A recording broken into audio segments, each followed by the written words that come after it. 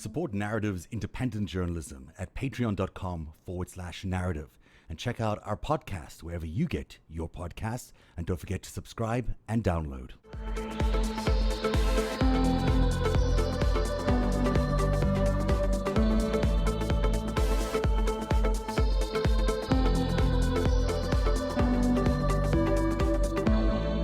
Welcome to the show. We have a really important show tonight because we're going to take a look at what's been going on in Kenosha and in Portland and the intensity around all the tension really that's being built up between various groups, including Black Lives Matter, including Blue Lives Matter, and the Proud Boys and others. I'd like to welcome Eric Garland, who's here as always on the show. Hi, Eric. How are you? Hello. And from Portland itself, someone you may know from Twitter as Bad Company, which is what the baddest handle you could find in the world. Hello, Bad Company, Carl Seislov. How are you doing? Pretty good. How you doing? I'm really well. I was surprised to know or find out that you are a resident of Portland, but also a resident of downtown Portland. I've been living downtown since 2000. And so you've have a front row seat to basically what's been going on there in enormous detail. Yes, I do. Pretty much ever since, I'd say 2003, when the first May Day protests were, the very first violent riots here in Portland. I've been monitoring and watching ever since. I usually watch from a distance, but I don't get involved. I don't march with them or pick sides, anything. I just observe. And I've been doing that since basically 2003. So it's been 95 days of protests there, or so. Well, it's more than that. 95, 96, yeah, about that. It's a lot of days for a city like that to be undergoing so much torment. I mean, it's a small city, really, and we're talking about a city that's generally quite peaceful. I mean, there's not a lot that goes on in Portland that needs to result in this kind of violence. And you've had 95 days or more of just accelerated tension and conflict. So, from your perspective, where's that coming from? We can all put it back to Trump, but it all started in 2016 when the Patriot Prayer started coming to Portland and started holding their rallies. And these rallies got a little worse and a little worse. And I believe that the Proud Boys kind of infiltrated Patriot Prayer. So they wound up becoming friends, and there was a cause behind Proud Boys. As we all know, the Proud Boys came from Roger Stone. Roger Stone had come to Salem with the Proud Boys when this all first started. So he was kind of sitting in a bar in Salem bragging about all of this. This was, I believe, in 2017. And Kyle Chapman, all the players were here in Portland. And this is also where you've probably heard the name Jeremy Christian, who was also a member of Patriot Prayer. He was also here. I was downtown myself and had met Joey Gibson on these infamous days. And here we are. So we should mention he's the founder of Patriot Prayer. Right? Patriot Prayer is his baby, yes. Which is a hate group, according to this Southern Poverty Law Center. Oh, it seems kind of funny that he calls himself Patriot Prayer and a Christian, and he likes to throw around Bible quotes. But as I always tell people, wherever Joey Gibson goes, violence follows. And the Proud Boys, which are associated with Stone for sure, are also considered a hate group of some sort, and they've connected all these militias around the country into sort of a network of militias, if that's an accurate way of describing them. You would say the Proud Boys, the Boogaloos, the Three Percenters, some of Oath Keepers, but yeah, pretty much the majority of those groups, they are all combined now. Which is interesting because they all sort of have a central sort of mission and command and control, if you want. And all of this has been building in Portland because of the federal courthouse, which is not what caused the death last week, but it is what has built up the tension. So what was the courthouse issue all about? Well, it's kind of a funny thing because this all started back when George Floyd was murdered. The boys, May 25th, May 26th is when the protest really began. So we had peaceful protest here in June, in the beginning of June, and it was beautiful. And this town is known for its protest, mostly peaceful. We have a reputation for that. It's always been very peaceful here, but we always have the agitators too, of course. They always show up to every event. That happens across the country, across the board. Yep, you've had two sides then fighting against each other for 90 days, the police caught in the middle. And then this past weekend, things really changed. Because after Kenosha, when there was a 17-year-old that walked into the crowd, killed 2 people there, or at least shot 1 person and killed another person. That 17-year-old, Kyle Rittenhouse, I think is his name, from out of town, came in and committed that crime in sort of brazen fashion. And there was immediate concern because Portland was coming next with a big march on Saturday. Mm-hmm. And so tell us a little bit more about what that march was intended to be. Well, most of the protests here that we've had, like I was saying, started back in June. So we've had these going on for a long time. The peaceful protesters did a pretty good job of extricating themselves from the situation, and it just kind of slowly got worse and worse. It was the Portland Police Building first, which is actually our jail, was one of the buildings that were attacked first. It had nothing to do with the federal building in the beginning. That didn't happen until actually the feds wind up showing up. They didn't show up here until July 4th. Oh. So between June 1st and July 4th, it's all on the Portland Police and the mayor. It's his baby, no matter what he tries to say. And on June 3rd was the first day Portland Police actually fired tear gas on protesters. That's way before the feds got here.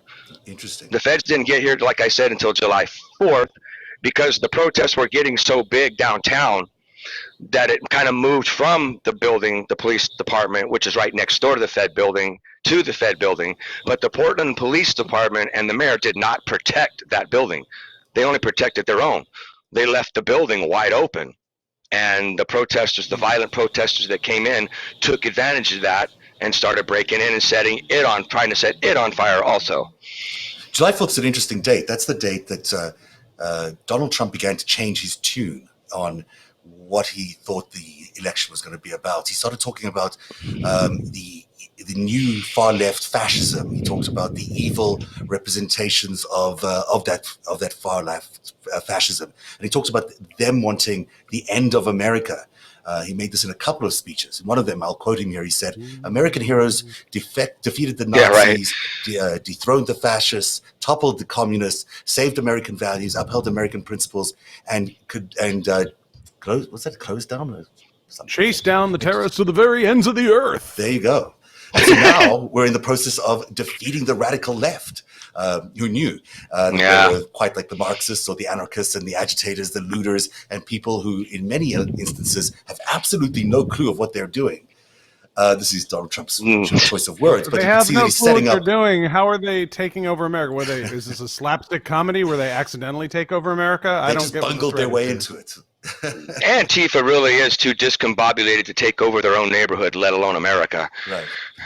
It's true that they're a bit of a. It's not an organization. It's not. It just isn't, and I don't care what they say. And I know this for a fact in Portland. Even the Antifa that's here is called Black Bloc.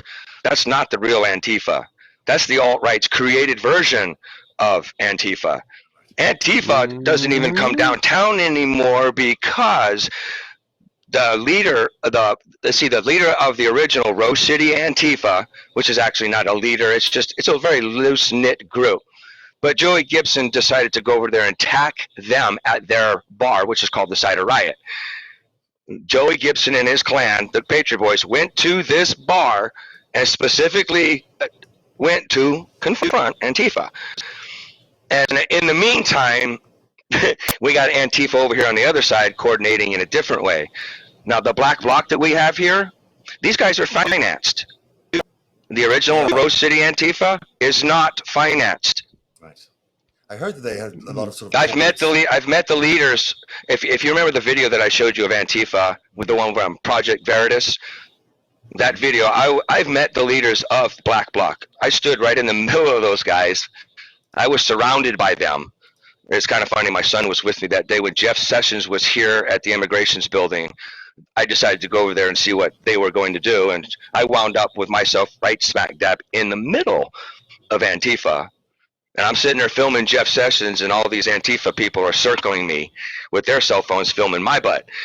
My son's all panicking, thinking I'm going to get my ass kicked and blah, blah, blah. And, and I finally it's kind of funny because they were trying to figure out why I was there. As you see, I was dressed just like I am in this picture. Why is this military vet doing here? What's he doing?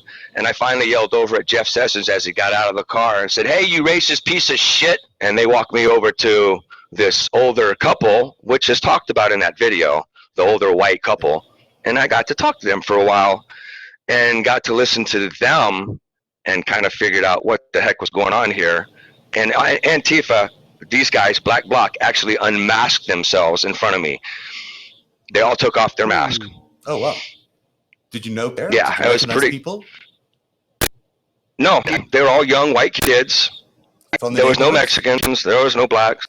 From the neighborhoods, yeah. They're all, I would say, anywhere between the ages of 17 to 25. They're all pretty young kids. It's surprising to think of a left-wing organization not having any people in it. Now, the original Antifa, the one everybody talks about, yes, they are blacks, Mexicans, whatever, every race. But this Black Bloc is a little bit different. What do you think is the cause of that difference? Is it they didn't mention in that video, and it's Project Veritas, and I discount everything they say all the time. But I will Correct. say that they say I do too. That there's a European owner, I guess, or manager of the place. That part, these people that I talked to were about my age, both white. They didn't have accents, so I didn't feel that they were from anywhere else. They weren't super talkative, but they were talkative enough that I could get a sense of what the heck was going on. I knew that they were the guys who led this group of this Black Bloc. It was obvious. They were like the generals. And it looks so organized inside. They are organized. That's why I say they're financed, because you can tell by their uniforms, their shields, everything is all uniform. You're a veteran, you'd say, right? Correct. Would you say you have a good sense of when you see somebody in a high tension situation? Can you tell when somebody may possibly be a military member or a veteran and has been trained? Most of the time, yes. Yes. As opposed to being kids who are, mixing themselves up in a high tension situation, you can just eyeball that, right? Yes.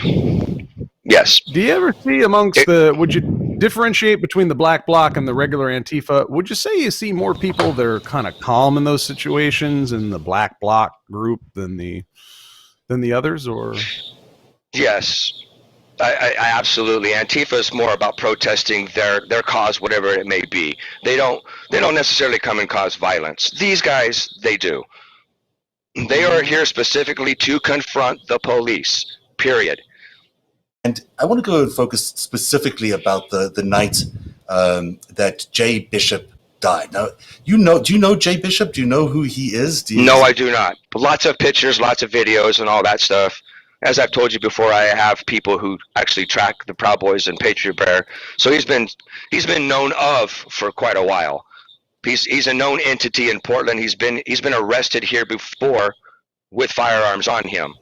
He wasn't even allowed to be in Portland. He's from Astoria, Oregon. So the whole story of him being a local and he's trying to stick up for his city, blah, blah, blah, it's a bunch of BS. He's not even from the town. Same with I'm surprised to hear that. No, same with Joey Gibson. None of these guys are from here. Joey Gibson is from Vancouver, Washington. He's banned from Portland, to be honest. What's he doing there then? Trying to cause shit for Ted Wheeler. And Ted Wheeler is his whole goal is to go after Ted Wheeler. Is Ted Wheeler the mayor?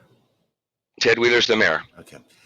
And he's stuck in a pretty bad spot, to say the least. Because he's so that would make him an intentional, violent agitator, not somebody exercising their First Amendment rights per se.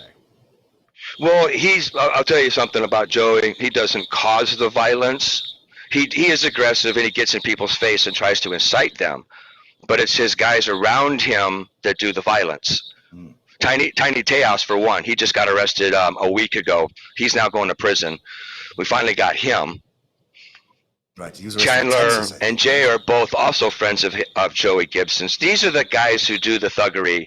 Joey doesn't do the thuggery. He's smart. He's not a dumb guy. He's smart. Now you're talking about he knows to stay out of the fray. Joey Gibson, the founder, right, of the Patriot. Correct. And who's Correct. Jay Bishop then? Jay Bishop is whom in the story? He's a member of Patriot Prayer also. He's a friend of Joey Gibson's. He's out of Astoria, Oregon. These guys meet every time that Joey Gibson has a protest. Pretty much, these are the guys that wind up going with him wherever he does it, in Salem, Vancouver, Camas, or Portland, Oregon. That's where they go. Wherever Joey goes, they go. Now, Jay Bishop is not a real name. It is in No, I can't. Aaron Danielson. Danielson, yeah. Yeah. And he landed up dying on that Saturday night. It was right. It was Saturday night. The moment he got, about 2 seconds after he got shot in the chest. Yeah. Yeah. And so that's a big churn of events for Portland. We've not seen death in the recent protests, and certainly not caused in this fashion. And it's all caught on tape, which is another interesting feature of these latest uprisings, whether it's Kenosha or Minneapolis, wherever. Did you actually get a chance to see the? Right. Did you actually get to see the videographer, the journalist who actually took the video on CNN? I didn't see that piece, but I looked into him, and I did read a lot of his descriptions. And it's worth checking it out, because he does the timeline very, very well. You can understand. If you listen to him in the timeline that he photographs, you can hear exactly what happened. Okay, I'll post that after the show. But in the meantime, I'm going to spend the next 2 minutes playing you a tape of what happened that day. You'll see at the top of the story, you'll see Jay Bishop and his friend who's with him but survived that particular visit. Chandler Pappas. Yeah. They'd previously been protesting in other parts of the area and then decided to go downtown. And once downtown, they found somebody that they believed, or it sounds like they believe because they say this out loud, that there is one of them. And I think they're referring to someone who is part of Antifa. There's a mace release, we think, that came from these guys, from either Jay or his friend, that targeted this guy, the shooter. And then the shooter, in response, it feels like in response, pulls out a gun and then shoots two shots, right? Maybe three. Correct. 2 shots, but one of them. I think he was trying to shoot at both of them, but he missed Chandler. And then Jay Bishop collapses a few meters away and dies. And what we're going to see is the video that was caught on tape of this event. It's interesting that it's the cameraman was there at that time. I maybe it's possible. Then I'm going to. It was pretty interesting, and Andy No got this pretty darn fast too to Joe Posobiec. Yeah, it all gets uploaded very quickly and distributed through very quickly. So I'll warn you. Joe, you mean Jack Posobiec? Jack, yeah, I like to call him Joe Blow. Okay, so we're saying this is Posobiec. So this is a video that was shot from a pretty convenient angle and was uploaded, chop by Mr. Posobiec. It was put up by, I can't remember the journalist's name. He's a known journalist. He had nothing to do with these guys. I am sure that somebody in their group always follows this guy, like Sergio Ramos or the few other photogs that come down here and film.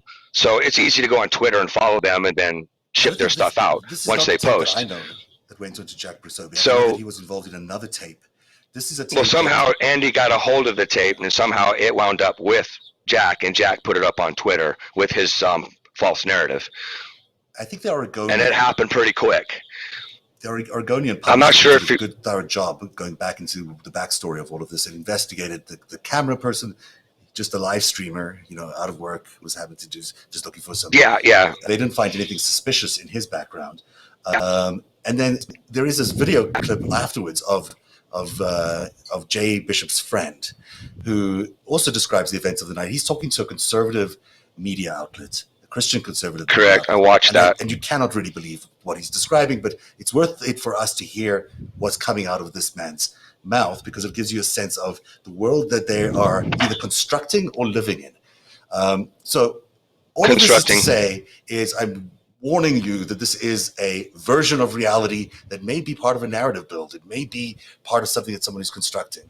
But I want to try to take all that apart today and see if we can figure out exactly how this event took place and how it looks so similar to other events and how it looks so similar to other events around the world.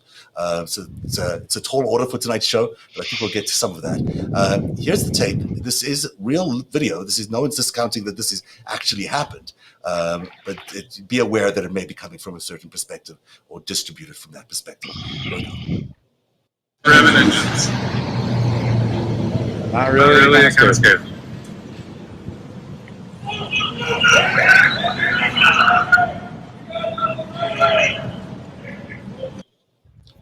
So this is the alleged shooter, who's also a victim, of course. He's crossing the intersection in the white shirt. And meeting him up the street are these two Patriot Prayer members that we've just spoken about. One of them dies.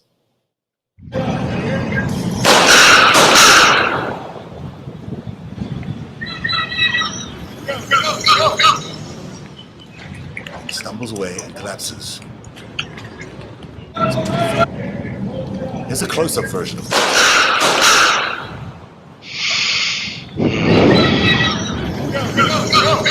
And that's Jay lying. They hunted him down. They hunted us down. They recognized our Patriot Prayer hats. For anybody who doesn't know Patriot Prayer, Joey Gibson, the citizens advocate, he's a good man. We support him. He's a Christian and conservative. So they identified our hats. We've got a couple of them right here. We've got a couple of them right here. Pull it out. Pull it out.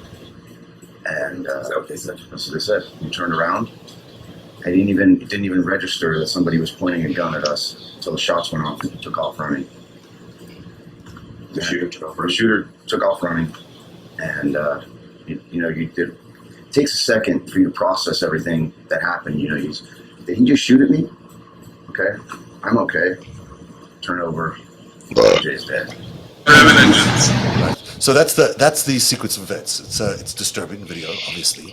Let me get your questions and takeaways first, if you guys want to just. Do we have the identity of the shooter? Not as of yet. They are aware of who he is, but they're not releasing any information and as of now until the complete investigation is completely done. Because there's a lot of moving parts here, especially with the groups, the alt-right, the alt-left. I mean, there's a lot to play with here. Yep. Yeah, I mean, I called the police department today and asked them about what they were planning to release the names, and they didn't get back to me yet. I'm sure I'm not the only person calling, but there's obviously a big demand. It is interesting that in both cases, I actually believe the FBI is involved now. Oh, that's interesting. I mean, look, it's obviously white shooters white attackers on both sides, which has been different from the cases we've seen in the past. This has been a particularly race story in the last few months, but this story is a little bit different because it's about left versus right. And I know that's been Portland's story. It's been different than the Black Lives Matter story, but it's important to think about these guys as being all sort of from white groups that are fighting against each other in that space. And it is interesting that they view themselves as having some sort of natural rights. I think they called it as there being a sort of a law that they need to follow that is above sort of the Constitution of America, maybe that is more about the Christian law. That's sort of their grounding at which they base their thinking in. Is that correct? The judge not lest you be judged. The let he who is without sin cast the first stone. That law. That law. That law. Yeah, you might be familiar with some of that. So it's those are nice. I like them. They're good laws, but they're not the laws of the United States. It's kind of funny these guys decide to have their battleground in the most liberal, left-leaning city in America. Huh. We're more liberal than San Francisco used to be. This town is so liberal it's not even funny. So it's everything that they hate. Honestly, it's everything they hate. This is what Portland represents. Probably. It's not a coincidence. Yeah. So this has been a Democratic state since 1987. But the Republicans are the majority in this state. Unfortunately, they're not in Portland. They're all out in Eastern Oregon. But they are the majority of the voters here. But a Democrat always wins. Go figure. There's 3 million people in the state of Oregon. 2 million of them live in the Portland metro area. And so he said they were going to war with the liberals, and that's probably why they chose it. But it does seem chosen, right? This doesn't seem like a real reason for it to be there. I believe in and again, I'm no expert, of course. I'm not a cop. I'm none of those things. But I believe it goes back to Ted Wheeler standing up to Trump when ICE was being attacked here. ICE got assaulted by the same group of people, and the city would not go help them. As a matter of fact, it was me who wound up asking Ted on his Twitter feed to send the police, and I told him why. I said that you need to send the police to help ICE, because if you do not do this, you will not, and I repeat, not get federal help in the future. You're going to need their help. I promise you this. He sent his police the very next day and shut it down. Looking at that video, I'd be interested to see somebody in a urban combat experience or FBI crime scene analysis look at that video, because it seemed like the time between the mace or tear gas or whatever pepper spray is deployed and the time to discharge of a firearm is under 2 seconds. Yeah, super quick. It was 2 seconds. That's how much I've watched it about 1,000 times, and 2 seconds is the marker. And if you really watch the sequence, you can see white, blue, boom, boom, white, blue, boom, boom. So their narrative of who fired first is completely wrong, or who assaulted who is completely wrong. Well, and now, if you have a gun that is holstered, and it is secured in some way, whether you're talking about a kidney pouch, you're talking about hip, whatever you've got, the number of people that can take that, out of its holster, take the safety off, which you should have on when it's on you, and you're not deploying it, and you should only raise that muzzle when you intend to murder another human being, right? Otherwise you keep your finger out of the trigger well, all the good gun hygiene and whatnot. And the number of people who could open up, there's no doubt that this man had skills. What was even ready? The amount of to do that in under 2 seconds, the number of people who are not in the special forces, that's some form of training comes with that reaction comes from training. Yeah, he is according to what I'm hearing through the grapevine, the guy that is the shooter is a veteran.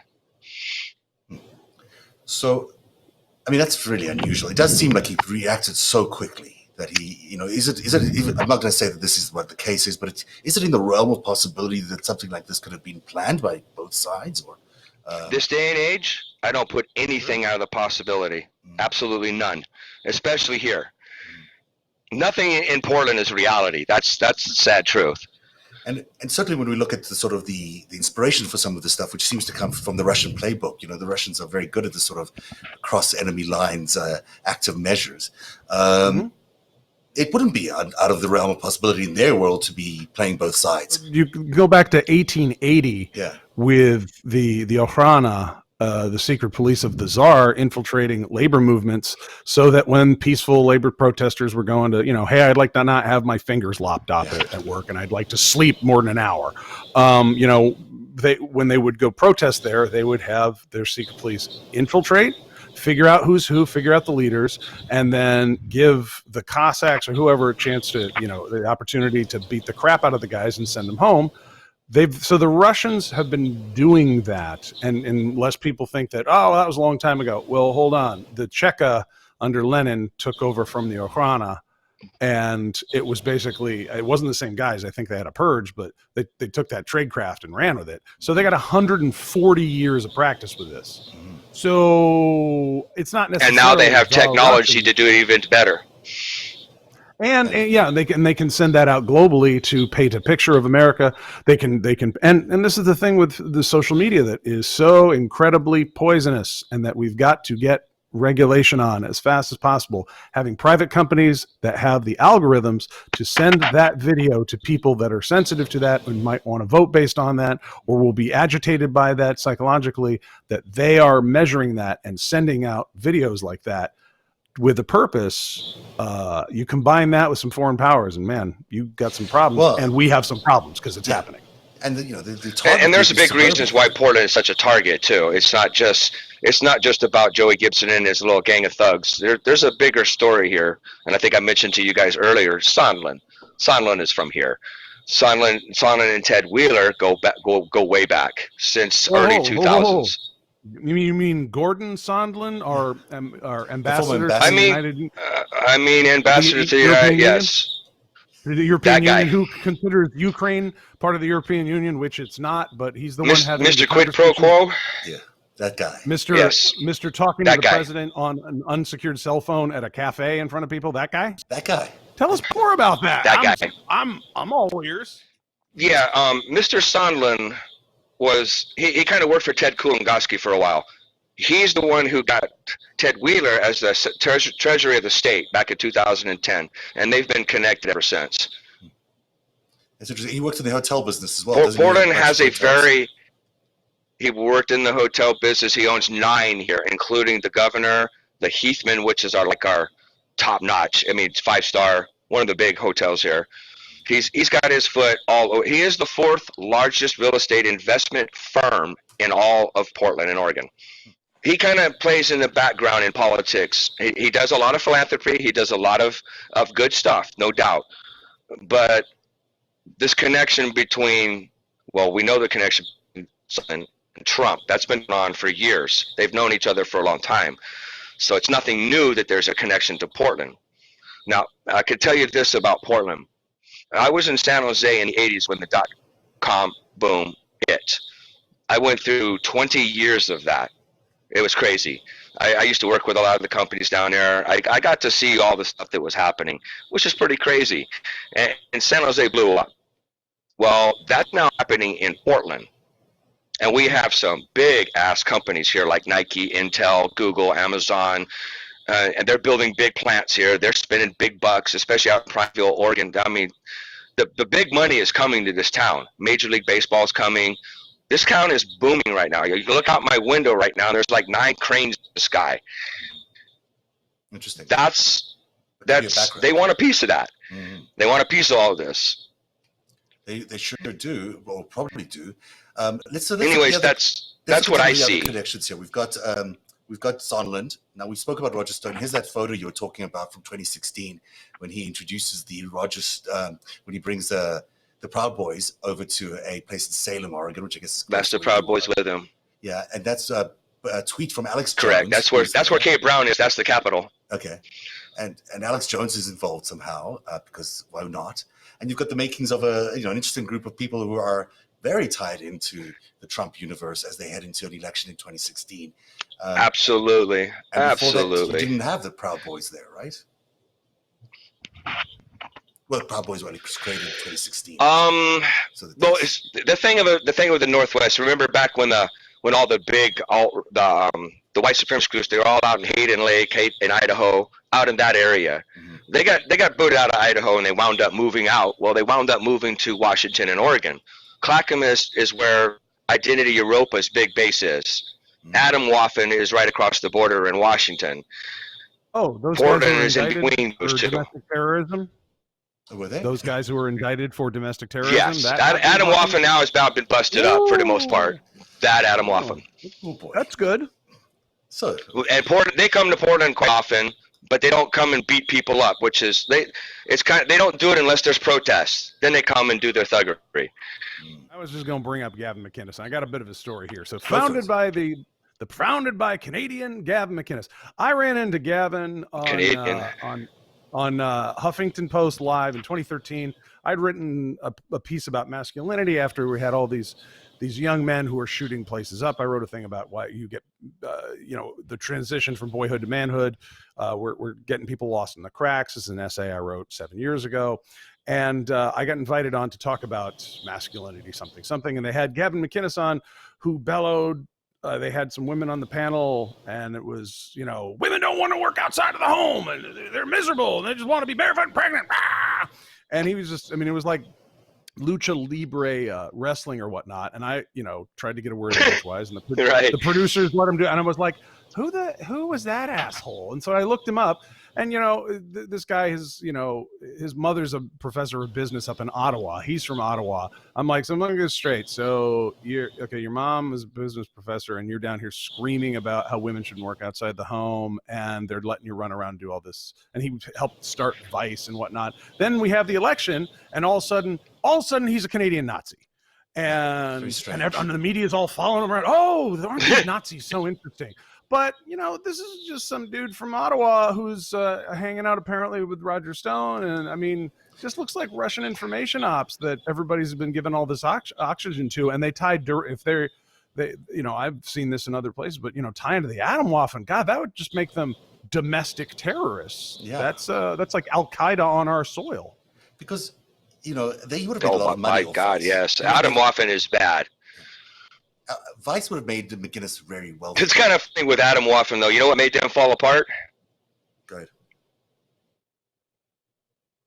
They They were all busted up because of the leader of he was pretending that he was making deals with a Mexican drug cartel, and he was trying to protect them, and these guys were going to protect them, and he was making all this money, and he needed financing, and all these guys helped pitch in money, and blah blah blah blah blah.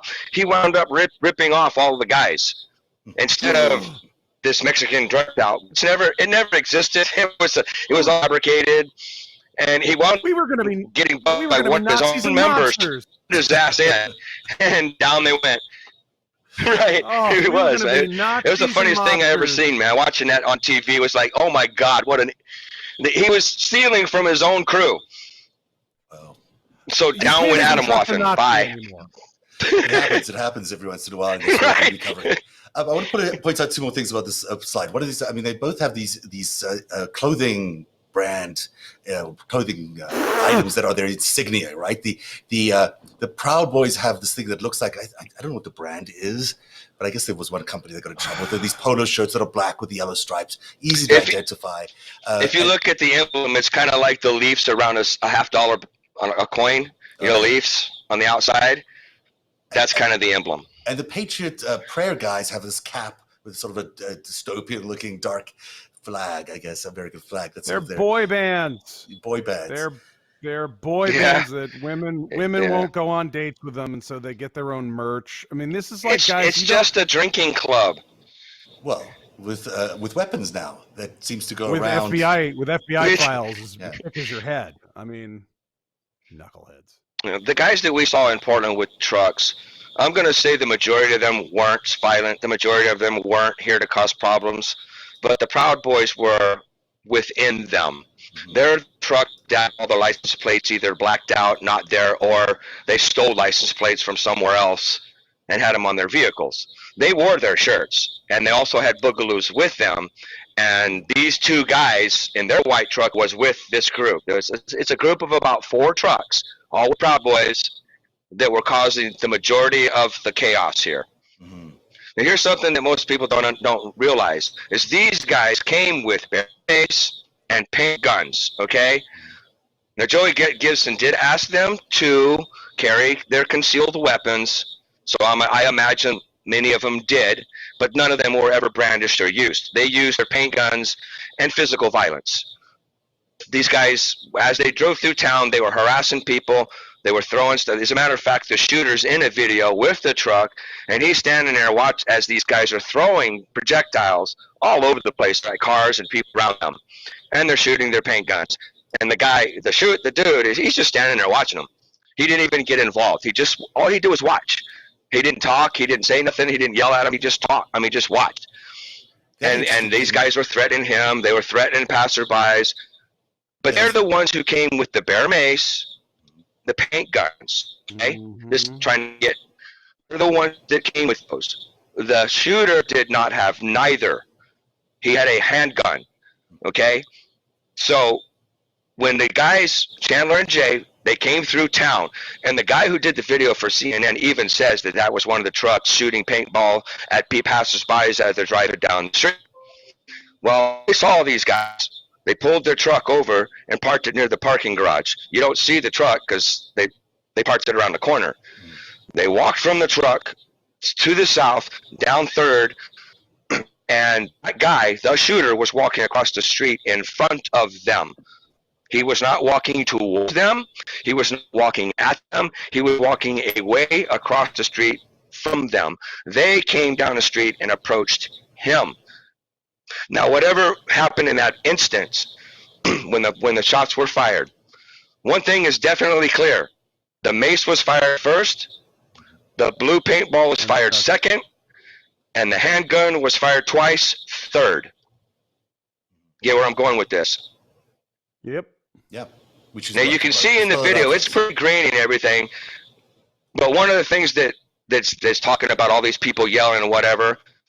In my opinion, I believe it was Jay himself that yelled, "Hey, here goes one over here," and they started moving towards the dude.